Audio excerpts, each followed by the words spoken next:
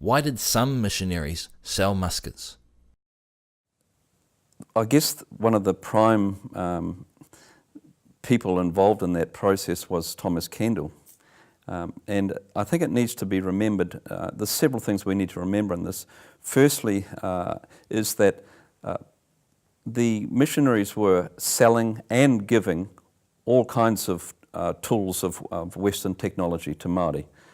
So muskets were one of those things, and in one level you could say that it's an amoral thing. There's no morality in terms of what you do with it's in the person who uses the musket really was where the morality comes in. So behind the question obviously is a kind of a suspicion. But Thomas Kendall and many of the other Church Missionary Society missionaries, they had no welfare system operating for them. They were stuck in their mind, way out in the far off lands from where they came from, and they had to fend for themselves. So there was really, in many regards, a financial need for them in some sense. And there is some historical records to suggest that there might have even been a bit of a black market happening. And part of that really was just to sustain themselves in terms of their own economic well-being. The other thing that Thomas Kendall said was, you need to remember that Māori are in control here. We are not in control.